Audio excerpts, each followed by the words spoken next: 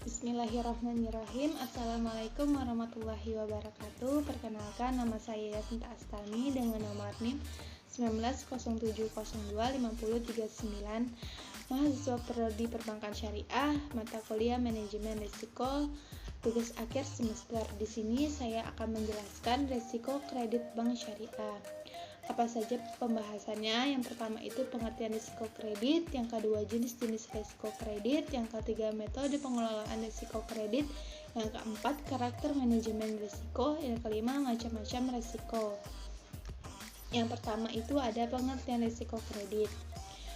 Risiko kredit adalah risiko akibat kegagalan nasabah atau pihak lain dalam memenuhi kewajiban kepada bank sesuai dengan perjanjian yang telah disepakati.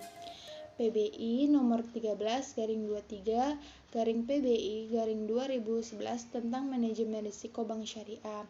Dan kerugian kredit juga berkaitan dengan kerugian terkait dengan kemungkinan pihak lain atau counterparty akan kegagalan memenuhi kewajibannya atau debitur tidak membayar hutangnya.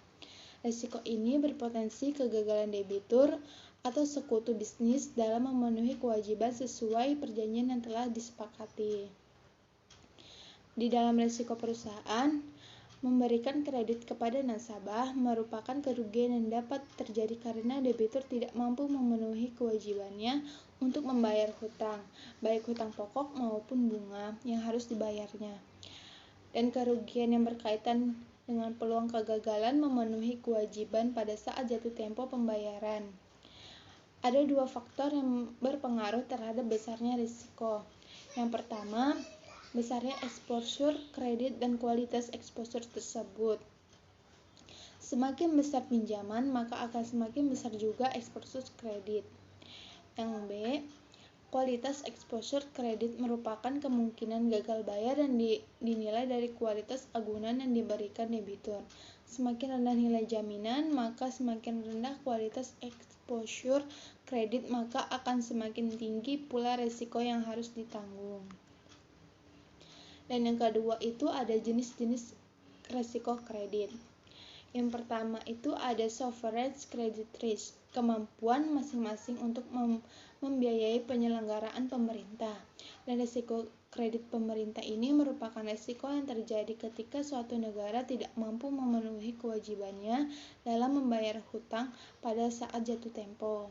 Yang kedua ada corporate credit risk, di mana risiko kegagalan bayar dari debitur yang merupakan perusahaan penerbit surat utang. Risiko kegagalan bayar ini dari perusahaan yang menerima kredit. Risiko kegagalan bayar dari perusahaan yang menerima penyertaan modal. Yang ketiga ada retail customer credit risk, di mana merupakan perorangan tidak mampu memenuhi kewajibannya untuk membayar hutang pada saat jatuh tempo, sehingga sumber pengembalian kredit tersebut tidak berasal dari objek yang dibiayai. Oleh karena itu, sebaiknya pemberian kredit ini perlu dibatasi untuk memperkecil risiko. Dan yang ketiga itu ada metode pengelolaan risiko kredit. Yang pertama ada model pemeringkatan atau grading model, di mana kredit yang diberikan bank berisiko menimbulkan masalah, namun kecil kemungkinannya jika bank menerapkan kebijakan pemberian kredit yang sehat. Yang pertama itu yang perlu dilakukan adalah menciptakan model pemeringkatan kredit sebagai sarana untuk menempatkan kemungkinan terjadinya gagal bayar atau default. Bank melakukan kalibrasi risiko yang memungkinkan bank untuk menetapkan probabilitas tertentu untuk setiap kejadian yang tidak diinginkan. Yang kedua ada manajemen portofolio kredit. Bank mengukur portofolio kreditnya untuk memberikan keyakinan bahwa kredit yang diberikan tidak terlalu konsentrasi pada satu industri atau wilayah geografis tertentu.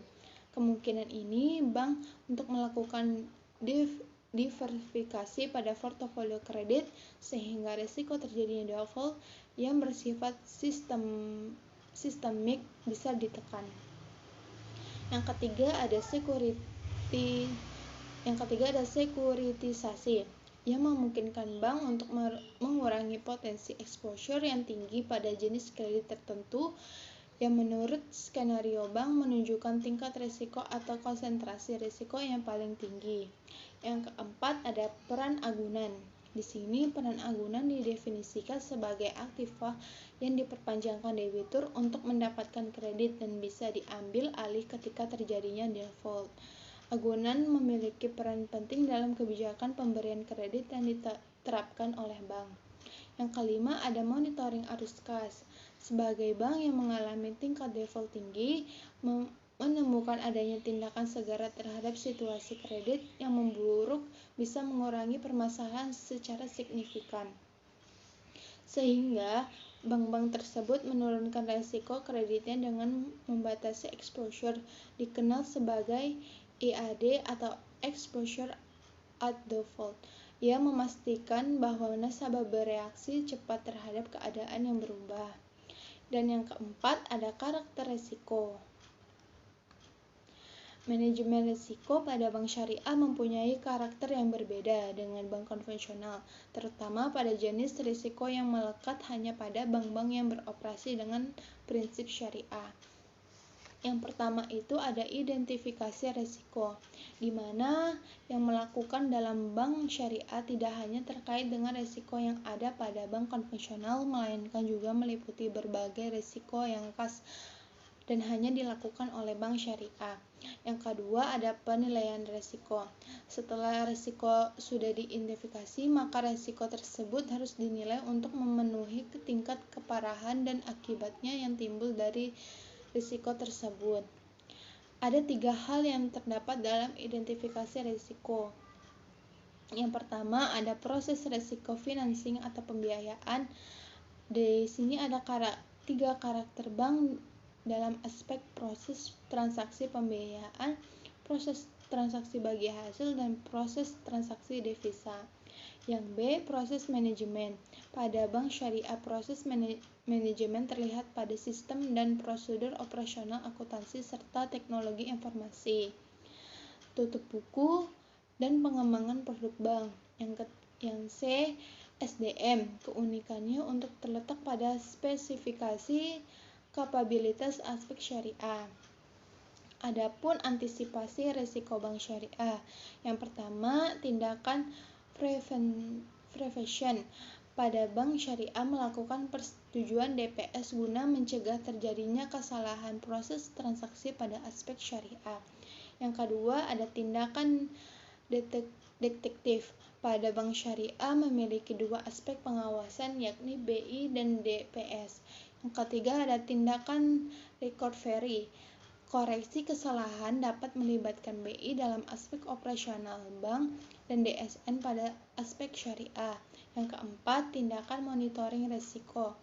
Monitoring tidak hanya dapat dilakukan pada pihak manajemen namun akan tetapi melibatkan DPS. Dan yang kelima ada macam-macam risiko.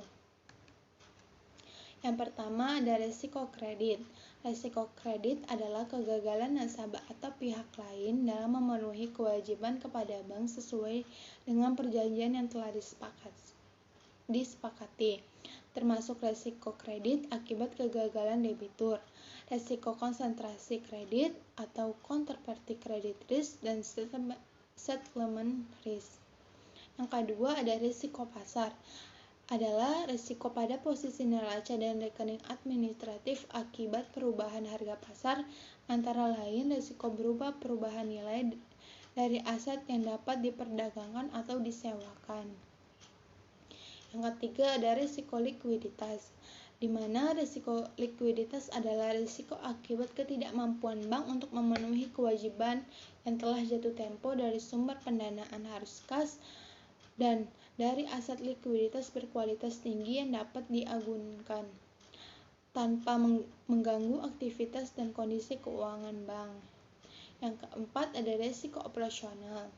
Adalah risiko kerugian yang diakibatkan oleh proses internal yang kurang memadai, kegagalan proses internal, kesalahan manusia, kegagalan sistem, dan atau adanya kejadian eksternal yang mempengaruhi operasional bank.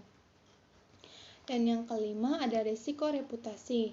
Resiko reputasi adalah resiko akibat menurunnya tingkat kepercayaan pemangku kepentingan atau stakeholder yang bersumber dari persepsi negatif terhadap bank. Resiko reputasi ini timbul antara lain karena adanya pemberitaan media atau rumor mengenai bank yang bersifat negatif, serta adanya strategi komunikasi bank yang kurang efektif. Sekian dari saya. Billahi taufiq wal hidayah. Wassalamualaikum warahmatullahi wabarakatuh.